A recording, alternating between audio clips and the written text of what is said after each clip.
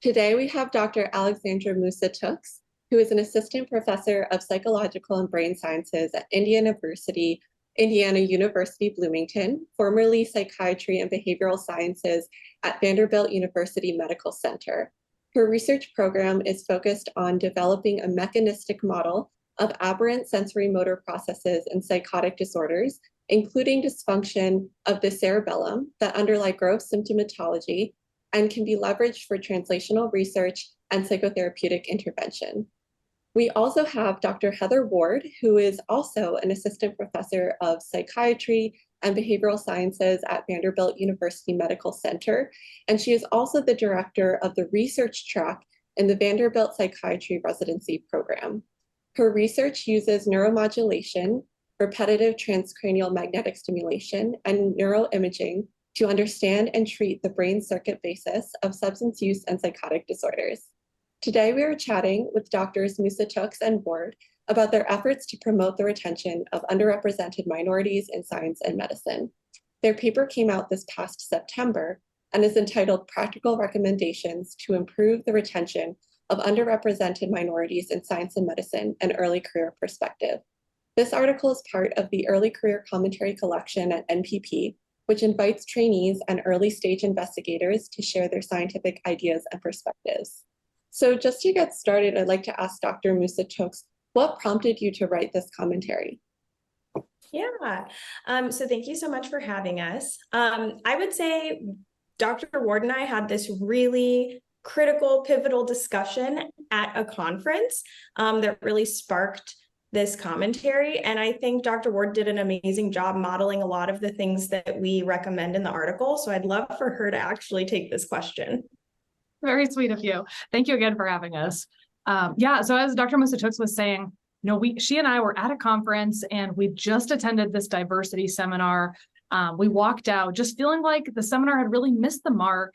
And so we started talking about all the different barriers that we face as early stage investigators, as women, and then for Dr. Moussa-Tooks in particular, as a woman of color. And so as we discussed all these barriers, I finally asked her, what made you stay in academia? With all these mounting obstacles and barriers, what was it that kept you in academic research?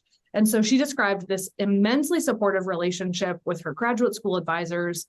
And this really resonated with me as well. And so we started talking more about the importance of mentor-mentee relationships and how perhaps strengthening this relationship in particular could really help minority mentees to feel more supported, more valued, and then ultimately to stay in academic research careers.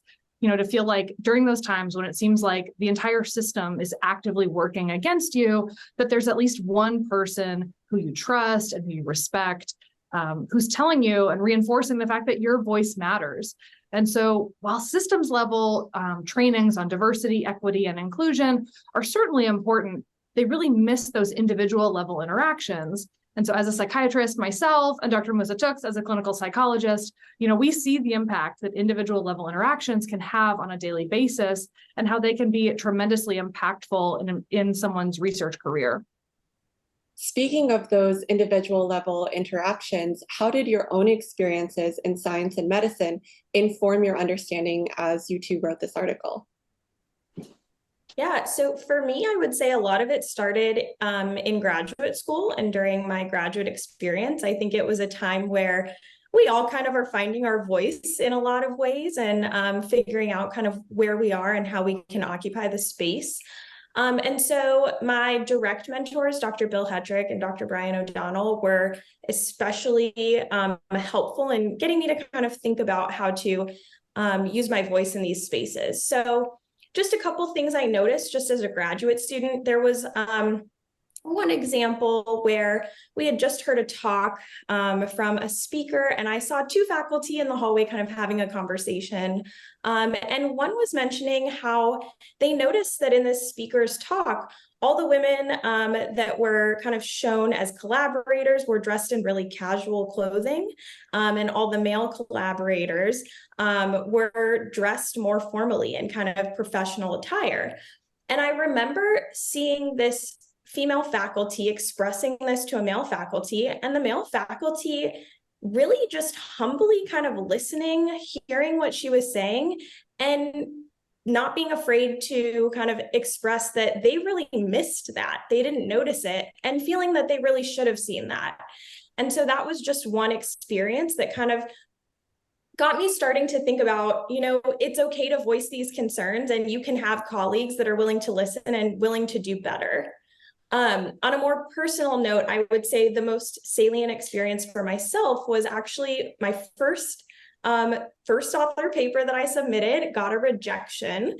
And I remember reading the feedback and feeling like the feedback was a bit prejudiced.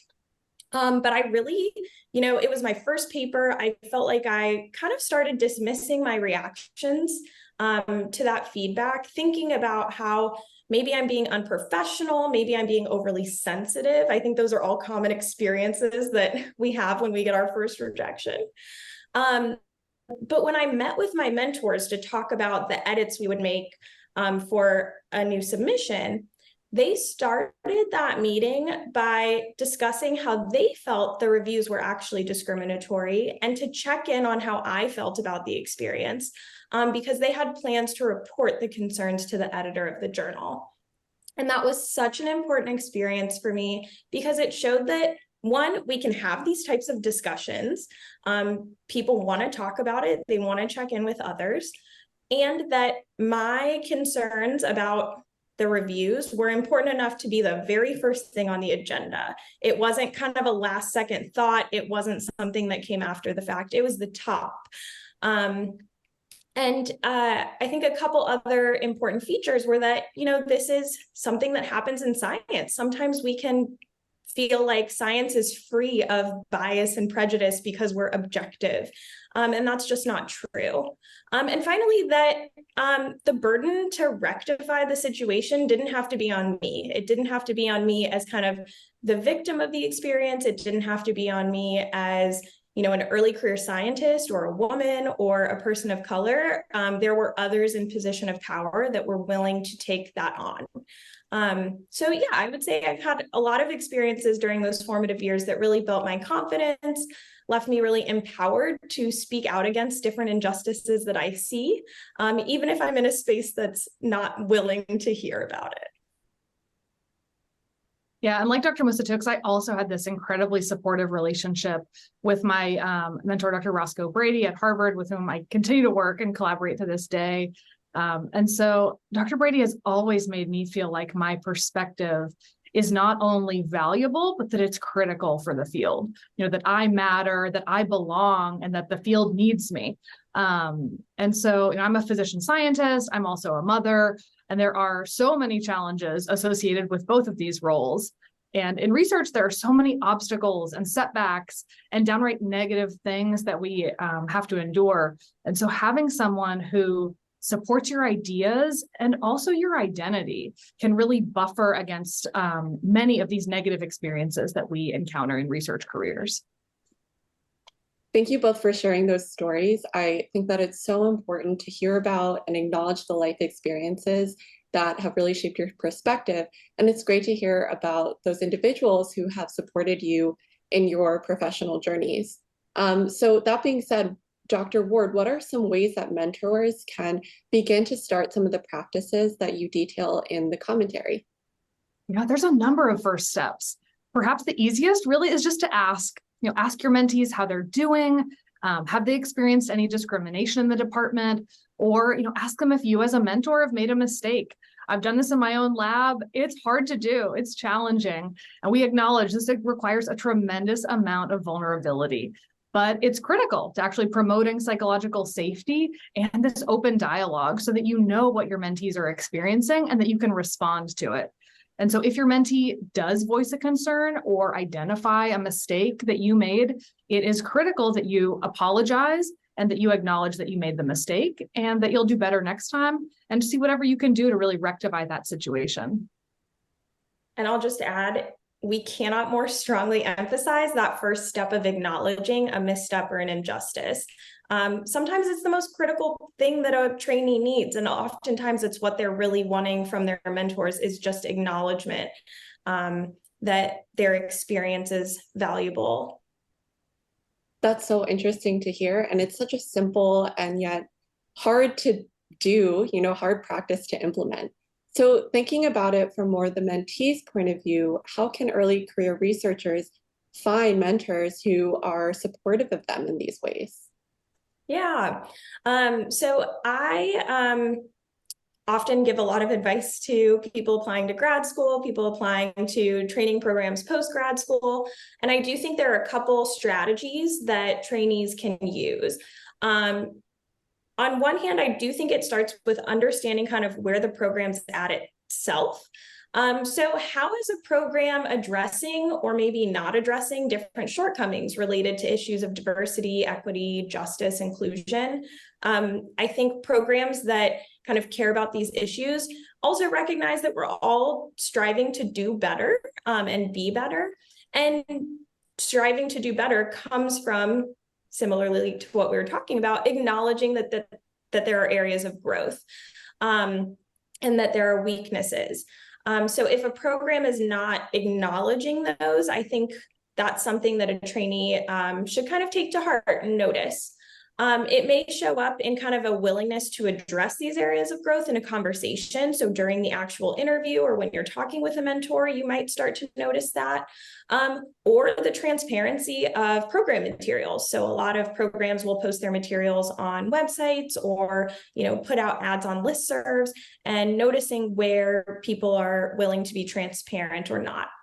I think another piece is to always talk to current students at different levels or other trainees, and to really feel empowered to ask candid questions.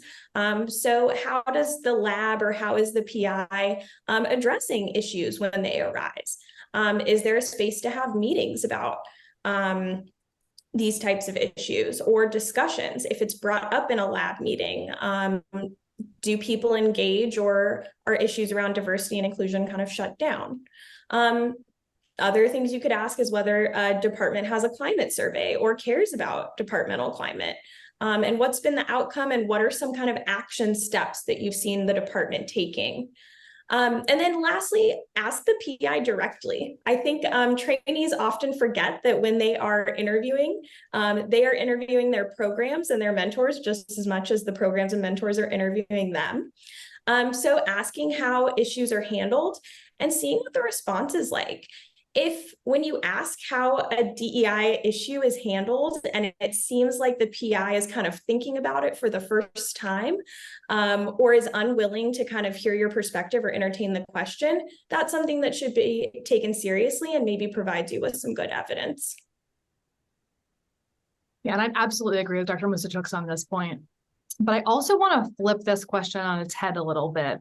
I would say that one of the key points of our commentary is really that it's not the mentee's responsibility to find mentors who will support their mentees in this way.